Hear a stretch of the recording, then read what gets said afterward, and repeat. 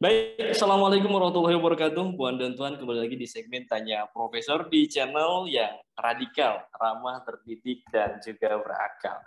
Seperti biasa, sudah hadir di samping saya, Prof. Suteki. Assalamualaikum, Prof. Suteki. Waalaikumsalam warahmatullahi wabarakatuh. Iya. Baik, Prof, ini menindaklanjuti obrolan di WhatsApp ini. Jadi ada satu video yang viral, Prof, ya, yang Ya. jenengan kirim juga. Ya. Saya Wah, jadi menarik ketika untuk dikaji ini. betul banget ya, Prof. Jadi beredar potongan video ya dari Kapolres Purworejo 2021 yang menyebut zikir hasbunallah wa ni'mal wakil biasa digunakan untuk melaksanakan perang. Berikut tayangan videonya. Awalnya begitu kita datang, tiba-tiba kemudian mereka melakukan Ya, Puan dan zikir. Tuan perlu diketahui bahwa video ini adalah video atas peristiwa yang Cukup terjadi Allah. pada bulan April 2021 yang ternyata baru viral atau kembali viral pada beberapa hari ini. Nah, itu hal yang sebetulnya Cukup menurut ya. pendapat kami kita tidak Ya, mengharapkan. Prof, dari video tadi ya, dari potongan video tersebut, apa tanggapan jenengan, Prof? Soalnya selama saya hidup ya, selama hampir 27 tahun ya, ini baru mendengar kalau hasbunallah itu untuk perang, Prof. Gimana, Prof? Ya. Ya, Mas, setelah saya saksikan video itu bolak-balik kan, lalu saya buka laptop, buka HP gitu ya, terus tanya Mbah Google Mas saya. Lalu saya Iya, ketik zikir perang. Tapi malah nggak keluar zikir Hasbunallah. perang itu, malah yang keluar itu zikir petang. Sama. Jadi zikir petang dan zikir pagi ya itu ada malah. Tapi yang disebut dengan zikir perang itu, waduh, tidak saya temukan. Bahkan kalau kita kaji lebih lanjut, itu zikir hasbunallah wa ni'mal wakil itu kan justru dipakai misalnya oleh Nabi Ibrahim ya, waktu beliau itu dimasukkan dalam api. Nah, sehingga kan bertawakal kepada Allah untuk memohon pertolongan. Kan akhirnya kan api itu diperintahkan oleh Allah, meskipun hakikatnya panas, tapi justru ya dingin ya, tidak membakar Nabi Ibrahim itu kan begitu. Jadi sama, sejak saya kecil juga saya ngaji ya, baca-baca buku sejarah Islam, ensiklopedia Islam juga tidak ketemu bahwa doa hasbunallah wa ni'mal wakil itu sebagai zikir atau doa perang. Itu sama sekali saya tidak menemukan itu. Jadi ya saya bisa mengatakan, wah apa ini, apa ya, mengada-ada dari mana ini. Ya terus terang saya juga bingung Mas, itu zikir perang dari mana itu, kita asal dapatkan itu dari mana, itu dari kiai siapa, dari kitab yang mana, saya juga ya mungkin karena kebodohan saya jadi tidak menemukan. Mas. Berarti sama, Prof ya. Berarti saya sama-sama bodoh ya. Oh gitu ya. Yang jahil saya atau orang lain ini? Nggak tahu saya. Tapi Prof, saya ingin tanya nih, bagaimana ya pandangan hukumnya ketika menyebut salah satu zikir itu sebagai persiapan perang? Yang ingin saya tanya, maksudnya adakah konsekuensi hukum, Prof, dari ucapan tersebut?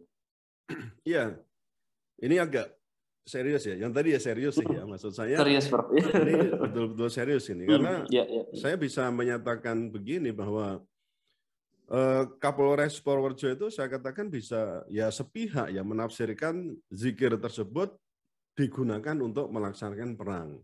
Betul. Nah, saya mencium di sini ya, artinya bisa juga menyatakan bahwa Kapolres ini seolah menuduh warga yang dalam hal itu ketika berhadapan dengan aparat kepolisian itu dengan menilai bahwa itu warga sudah mendesain tempat yang sudah dipersiapkan untuk perang, kan begitu kan? Iya, betul. Nah, saya dalam hal ini berpendapat pertama, ini pernyataan itu sebagai cermin karakter yang jahil ya. Jahil itu kalau dalam bahasa Arabnya itu kan berarti masa, kalau dulu zaman jahiliyah itu kan masa kebodohan tuh ya Mas ya. Ya saya ngomong inilah supaya lebih santunnya ya, kurang paham gitulah ya terhadap ajaran Islam. Khususnya ya terkait dengan zikir atau doa tersebut.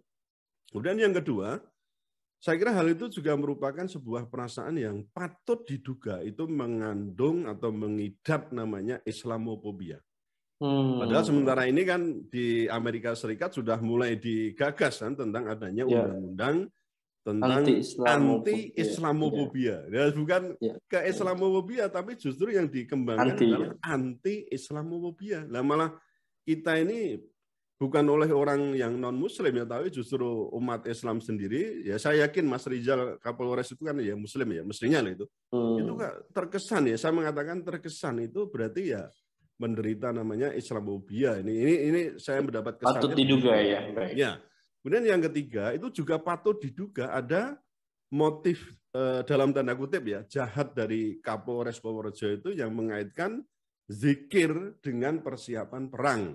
Yang dalam hal ini nanti akan makin menguatkan asumsi bahwa yang menolak proyek pemerintah itu adalah kaum radikalis, kaum ekstremis kanan kan itu kan, yang itu pada dasarnya berbasis pada agama. Nah, oleh karena itu ini orang harus diperangi, bahkan akan mengatakan ya sah untuk melakukan segala tindakan untuk memberangus namanya, apakah itu radikalisme, ekstremisme, nanti bisa-bisa malah tindakan mereka itu dikait-kaitkan dengan apakah ada ini indikasi dengan indikasi warga itu yang misalnya terpapar dengan ajaran ISIS atau mungkin JAT atau mungkin JI gitu loh. Nah, ini kan masalahnya jadi berbahaya di sini. Nah, kalau ditanya dari aspek hukumnya, ya kita kalau mau ya, itu bisa saja ucapan Kapolres itu yang secara sadar itu dia tahu bahwa ini akan tersiar luas. Kenapa saya mengatakan begitu? Ini kan diwawancara oleh wartawan TV One ya, kalau nggak salah itu. Nah, ini menurut saya merupakan tuduhan yang keji atau dalam bahasa hukum ya ini merupakan tindakan yang memfitnah. Nah, untuk itu kan bisa dikaitkan, yaitu nanti secara sepintas itu bisa dikaitkan dengan pasal 311 Kitab Undang-Undang Hukum Pidana yang intinya itu barang siapa melakukan kejahatan menista atau menista dengan tulisan. Dalam hal ia diizinkan untuk membuktikan tuduhannya itu, jika ia tidak dapat membuktikan dan jika tuduhan itu dilakukan sedang diketahuinya tidak benar, dihukum karena salah memfitnah dengan hukuman penjara selama-lamanya 4 tahun. Ini kalau ke 311. Nah, jadi kalaupun itu bukan unsur memfitnah itu ya, tapi bisa jadi tindakan itu adalah tindakan yang sifatnya itu mencemarkan nama baik. Yang kalau kita bisa rujuk itu berarti ke pasal sebelumnya, yaitu di pasal 310 Kitab Undang-Undang Hukum Pidana. Yang berbunyi barang siapa sengaja merusak kehormatan atau nama baik seseorang dengan jalan menuduh, ya dia melakukan suatu perbuatan, ya tadi kan, ini mau membuat ini lokasi perang, tempat perang dengan zikir itu misalnya begitu ya. Dengan maksud yang nyata akan tersiarnya tuduhan itu, ini kan tersiar. Dihukum karena menista dengan hukuman penjara selama-lamanya 9 bulan atau denda sebanyak-banyaknya Rp4.500. Nah, jadi kalau dalam hal ini mau dikait-kaitkan ya sebenarnya apa sih yang tidak bisa? Cuma kan ini nanti akan terkait apakah ini ada kaitan dengan kepentingan umum, apakah itu untuk pembelaan dan seterusnya. Kalau dalam bahasa hukum itu akan diteliti lebih jauh di situ, Mas. Jadi prinsipnya di sini, kalau dari sisi hukum perbuatan Kapolres Purworejo itu ya secara teoretik dapat dituntut pidana ya berdasarkan pasal 310 ayat 1 atau pasal 311 ayat 1. Ya ini nanti tadi tergantung dari terbukti tidaknya tuduhan tersebut disyaratkan untuk apa ya, untuk kepentingan umum atau untuk membela diri, atau di situ tuduhan itu benar atau tidak itu. Nah, jadi misalnya pun ini saya teruskan ya. Misalnya pun itu tidak dituntut secara formal, saya kira ucapan Kapolres ini sudah saya katakan tidak etis ya, karena akan memicu keresahan baru di tengah Wadas yang notabene-nya masih memanas. Ya ini kan bisa dikatakan sebagai bara api yang justru akan menyulut konflik yang baru di Desa Wadas. Prof. Suteki, kalau ini bukan kali pertama mungkin ada kesan monsterisasi terhadap ajaran-ajaran Islam. Kesan ya, kita ngerasa itu. Terlebih juga dalam hal ini soal zikir. Jujur aja kalau saya pertama kali mendengar video ini kalimat itu kayak kalimat yang ajaib, bukan ajaib ya, dalam artian memang asing dan wah, begitu membuat merinding ya. Nah, karena Ya, zikir padahal kalau kita tahajud itu kan juga doa begitu kan? Betul. Hasbunallah wa ni'mal wakil, ni'mal maula wa ni'man nasir. Kan begitu kita ulang-ulang karena memang itu diucapkan dalam segala suasana gitu loh. Iya. Makanya zikir ini kan suatu hal yang sakral gitu, Prof. Hal yang sakral yang berhubungan dengan bagaimana mencari ketenangan, kemantapan hati, kan itu lewat zikir gitu. Yeah. Nah, kalau dalam pandangan jenengan sebagai seorang muslim dan juga seorang profesor ya, ada makna yang sifatnya subjektif nggak dengan zikir itu, Prof? Atau mungkin punya pengalaman yang menarik dengan zikir? Iya. Kalau bicara tentang bagaimana sama makna itu kan berarti juga tergantung dari informasi yang saya terima kan itu ya, Mas ya.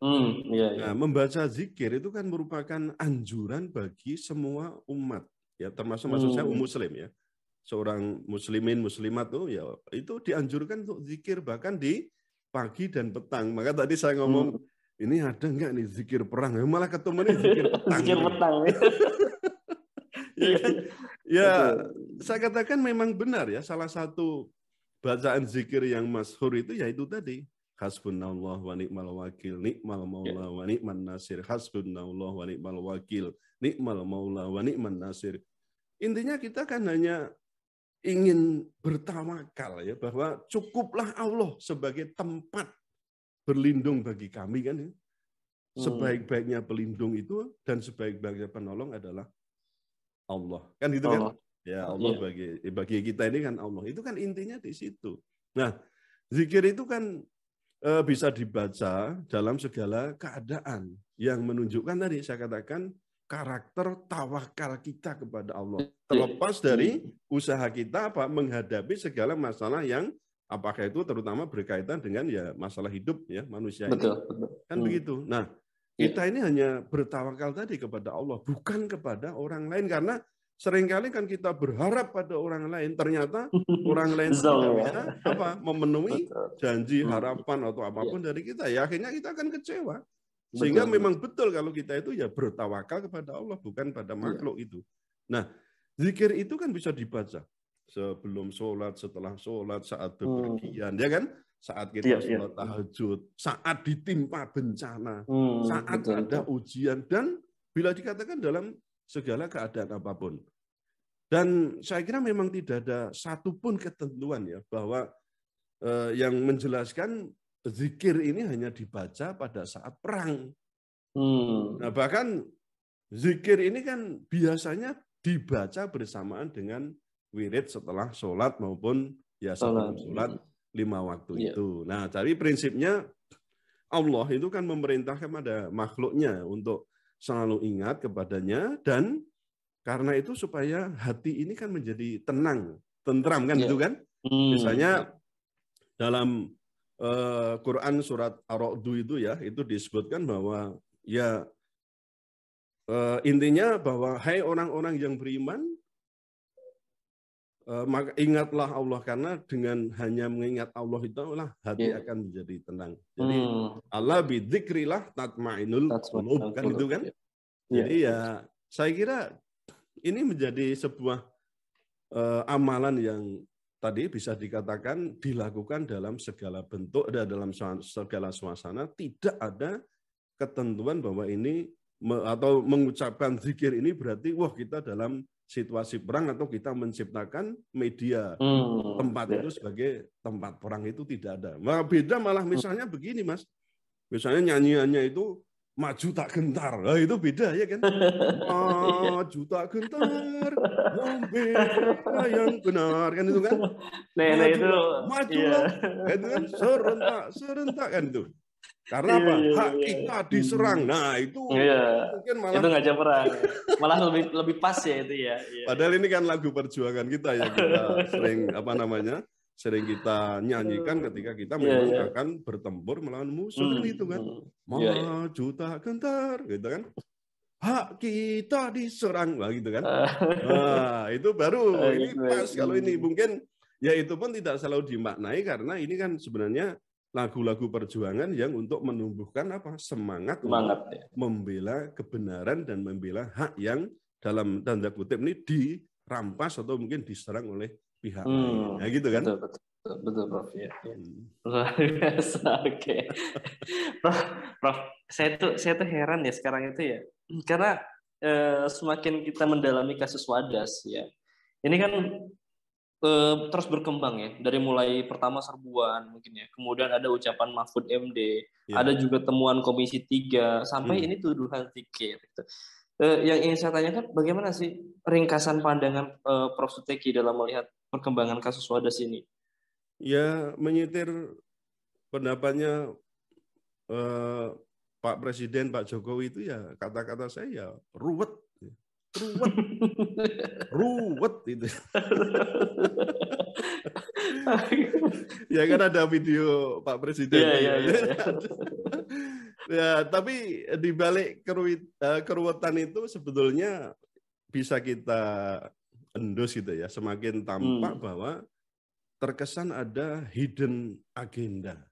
Atau bisa dikatakan ada hidden interest itulah ya, atas apa ya, penambangan batu andesit di Desa Wadas yang kemarin sudah kita singgung betapa bagaimana potensinya banyak sekali. Potensi besarnya itu bisa mencapai 7.000, sekian triliun untuk batu andesit itu yang harganya kemarin sekitar berapa? 30 juta per meter kubik ya. Karena ini bukan batu andesit biasa, bukan apa muntahan lahar dari gunung berapi, tetapi itu justru muncul dari bawah karena panasnya bumi atau apa magma itu yang kemudian membentuk batuan yang wah keindahannya bisa kita ya kalau kita pecinta seni pasti tahu ini guratan-guratan di batu itu kan. Nah, tapi intinya ini adalah barang yang mahal di situ. Tidak bisa, artinya kita nggak rela kalau ini hanya untuk bendungan gitu. Betul.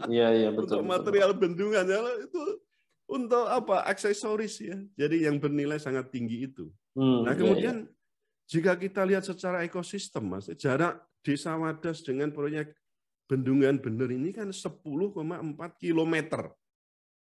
Nah, maka prinsipnya kan kegiatan penambangan andesit di Desa Wadas itu tidak terkait secara langsung atas proyek yang sifatnya kemarin kita katakan PSN ya, proyek strategis nasional, ya kan?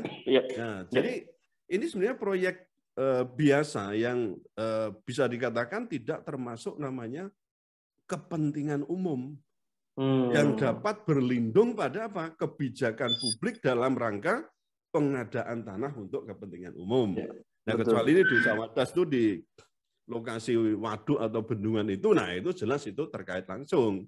Tapi kalau kita telisik lebih lanjut, semua ini kan berawal dari ketiadaan grand design tentang proyek strategis nasional itu dan adanya apa? Inkonsistensi terhadap Perda RT RW Purworejo. Ya Mas ya, itu kan kita juga kemarin ngomong Perda RT RWD-nya itu kan bahwa menyebutkan Desa Wadas sebagai desa perkebunan atau kawasan perkebunan, bukan sebagai kawasan pertambangan atau industri pertambangan kan begitu. Nah, saya juga melihat kasus Wadas ini boleh jadi itu menjadi komoditas politik ya menjelang Pilpres 2024 ini. Karena ya apa ya ini sudah tercium kontestasi ya para kandidat cek tambah calon ya. Kandidat calon itu opo itu ya. Yang artinya itu sudah saling unjuk kebolehan. Ya meskipun kadang-kadang kita juga menemukan hasil yang berlawanan, Mas. Atau kita bisa mengatakan justru hasil dari kontestasi dan unjuk kebolehan malah bersifat apa? Kontraproduktif terhadap elektabilitasnya. Tapi yang namanya politik itu kadang-kadang ya wis mbah lah pokoknya prinsipnya pokoknya awuren gitu. Maaf ya ini kadang-kadang kita terjun saja ya. Tapi ya kadang kita menyaksikan apa yang terjadi itu kok wah kok ya begitu kok ya begini ya akhirnya ya tindakan-tindakan itu tidak berdasar secara hukum dan bisa dipertanggungjawabkan secara moral dan etik gitu. Baik. Oke. Baik Prof. Suteki, luar biasa ini dari kita mendalami mulai zikir sampai proyek. Ini luar biasa ya. Ya, terima kasih Prof. Suteki, juga Puan dan Tuan yang sudah menonton sampai di sesi keempat ya. Tetap stay tune di channel Prof. Suteki dan jangan lupa untuk like, comment, share dan juga subscribe channel Prof. Suteki ini. Karena setiap hari insya Allah kita akan hadirkan ulasan-ulasan dari berita viral secara radikal, ya, ramah, terdidik, dan juga berakal.